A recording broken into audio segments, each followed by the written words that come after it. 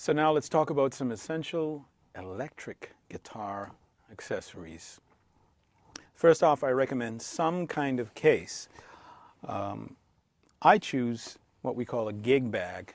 Now, a gig bag is a very padded protective case that is soft, and oftentimes it has straps that allows you to carry it on your back. This one is professional quality. I recommend a gig bag for an electric guitar. It's just a little easier to take around, and most airlines do let you take gig bags into the cabin. You have to have some kind of professional quality guitar cable.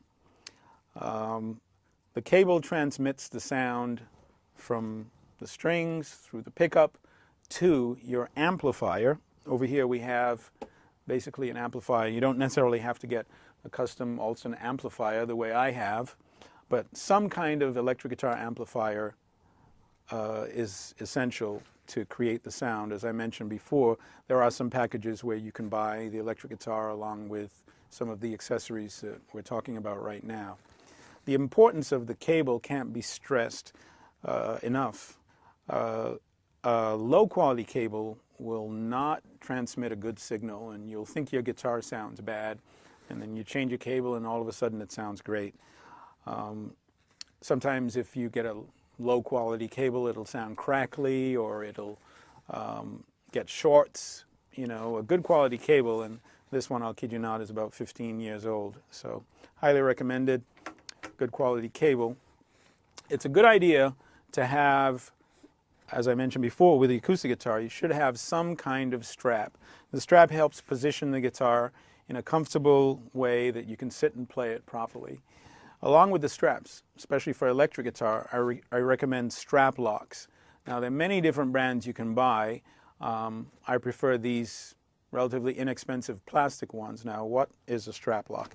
A strap lock attaches basically to the strap, the other side of the pin, and it stops your strap from accidentally coming off, and then your electric guitar, your wonderful investment, crashing to the ground. So just for a few cents, you can actually have something that prevents that from happening. So I highly recommend some kind of strap lock.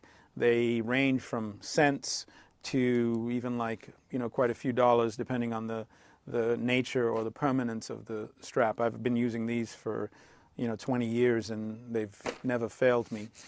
As with acoustic guitar, I recommend you got to have extra strings. You just never know when you're going to break a string, and you have to change it. And in order to change it, even though you won't be using the bridge pin pull section of your string winder, oftentimes it's convenient to have this to be able to wind your new strings on.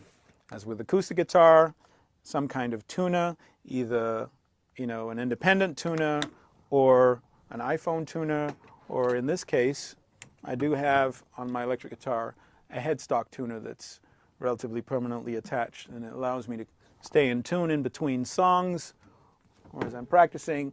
And last but not least, as a matter of fact, most importantly, whether you play acoustic or electric guitar, you really do need to have a really good metronome, whether you buy a relatively inexpensive digital one like this one, or an iPhone metronome, or a lot of that stuff is available online, free websites.